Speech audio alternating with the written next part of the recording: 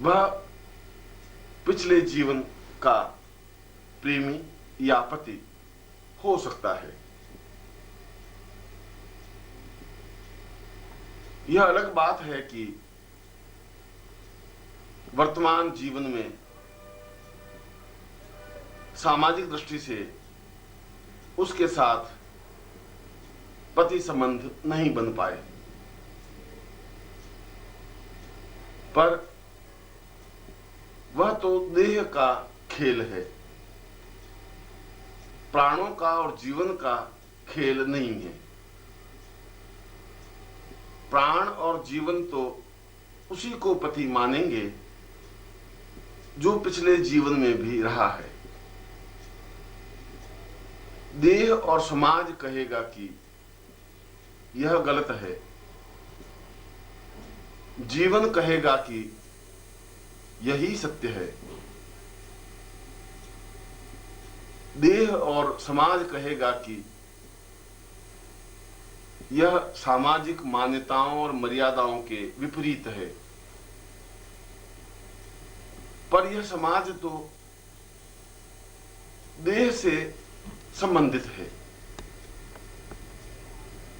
और देह के साथ ही साथ सामाजिक मर्यादाएं भी समाप्त हो जाती हैं। इसलिए जब समाज कहता है कि जो व्यक्ति तुम्हारा पति नहीं है उसके प्रति चाहत नहीं हो, पर जीवन तो उसी के साथ जुड़ा होता है और पूरा जीवन उसके साथ जुड़ा रहेगा। हम चाहते हुए भी उस व्यक्ति के चिंतन और उस व्यक्ति की तस्वीर को आंखों के सामने से धुंधला नहीं कर सकते। मन में मिलने की कसक और हृदय में प्रेम की अनुभूति बनी रहेगी। मन बराबर उसको ही पति मानेगा। लज्जा और सामाजिक मर्यादा बीच में आकर जरूर खड़े होंगे, जरूर बीच में व्यवधान पैदा करेंगे, जरूर हमारे पांव रुक जाएंगे। पर ये बंधन मन की छटपटाहट को समाप्त नहीं कर सकते। इसीलिए मन में छटपटाहट है, इसीलिए मन में वेदना है, इसीलिए पति या पत्नी के बीच मधुरता या आत्मीयता नहीं है, इसीलिए किसी अन्य पुरुष या स्त्री के प्रति अपनत्व और आत्मीयता है। इसीलिए जो वर्तमान जीवन में सामाजिक संबंधों से पति पत्नी मित्र पुत्र पुत्री या अन्य संबंध हैं उनमें प्रगाढ़ता नहीं है। इसीलिए कोई व्यक्ति जिस पर हम विश्वास करते हैं वह धोखा दे देता है। हो सकता है कि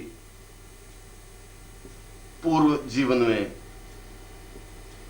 आपने उस व्यक्ति को धोखा दिया हो और इस जीवन में उसने वापस बदला लिया हो। इसीलिए पुत्र सामने तनकर खड़े हो जाते हैं। इसीलिए घर का वातावरण अच्छा और धर्ममय होने के बावजूद भी पुत्री कुमार्ग पर चलने वाली हो जाती है। ये सारे ताने बाने कुछ इस प्रकार के हैं कि वर्तमान जीवन के माध्यम से नहीं सुलझाए जा सकते। हम नहीं समझ सकते कि क्यों हमारे पति पत्नी के बीच तनाव है, क्यों एक दूसरे के प्रति विश्वास नहीं है। इतना परिश्रम करने के बावजूद भी हम क्यों निर्धन हैं, क्यों हम इतने बीमार बने रहते हैं, साधनाओं में सिद्धि क्यों नहीं मिलती, और क्यों दूसरे के प्रति चाहत और आत्मीयता है, क्यों उससे मिलते ही मन में आनंद और प्रेम की लहर सी उठ जाती है।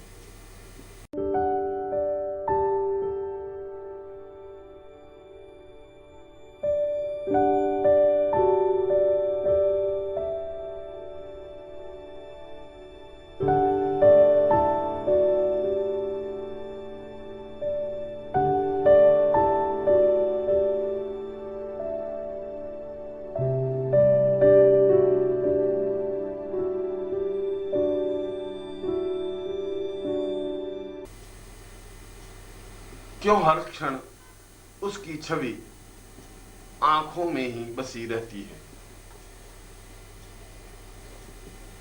ये प्रश्न वर्तमान जीवन के हैं, पर ये तभी सुलझ सकते हैं जब हम इन लोगों, इन संबंधों को पिछले जीवन से देखें। तब हमें सारी स्थिति स्पष्ट हो जाएगी। तब हमें मालूम पड़ जाएगा कि यह पति मेरा पति नहीं है, यह संबंध मेरे संबंध नहीं है। इसके लिए तो हमें उस साधना रहस्य को ढूंढना होगा जिसके माध्यम से पिछला जीवन देखा जा सकता है। अब यह तो स्पष्ट हो गया कि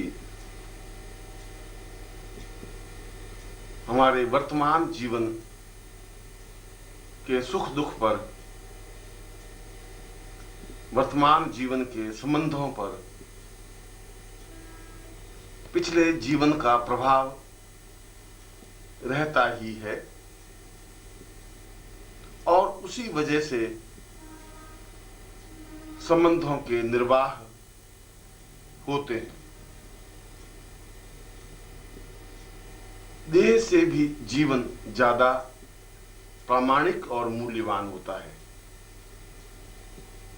इसलिए पिछले जीवन का पति ही सही अर्थों में पति माना जा सकता है। सामाजिक मर्यादाएं कुछ भी कहती हों,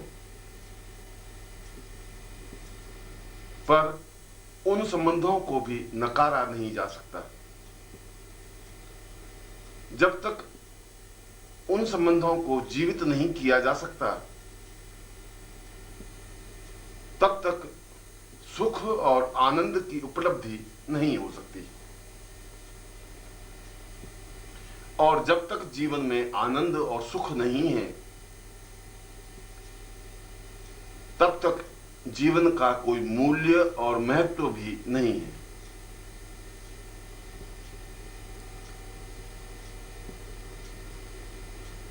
वे कौन सी विधियां हैं जिसके माध्यम से हम पूरे पिछले जीवन को देख सकें? हम कहां पैदा हुए, किस घर में जन्म लिया, किस प्रकार से बड़े हुए, हमारी परवरिश कैसे हुई, किसके साथ विवाह हुआ। वर्तमान जीवन में जो जो व्यक्ति, पुरुष और स्त्रियां हमारे संपर्क में हैं, उनके साथ पिछले जीवन में हमारे क्या संबंध थे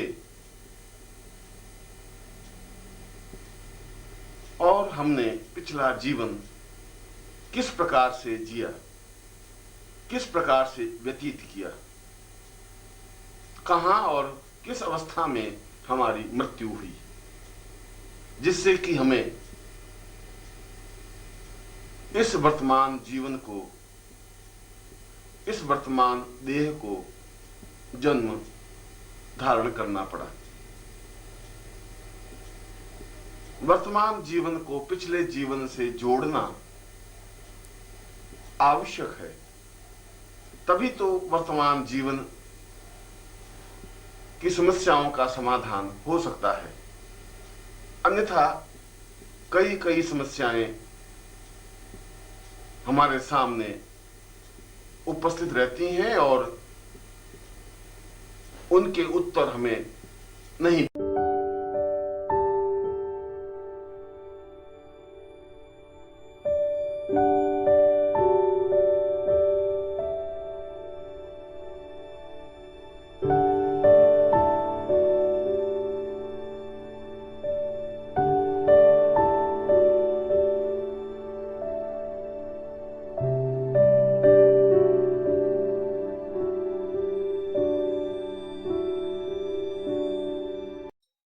ओम परम तत्वाय नारायणाय गुरुभ्यो नमः। ओम ह्रीं मम प्राण देह रोम प्रतिरोम चैतन्य जाग्रय ह्रीं ओम नमः। ओम भूर्भुवः स्वः तत्सवितुर्वरेण्यं भर्गो देवस्य धीमहि धियो यो नः प्रचोदयात्।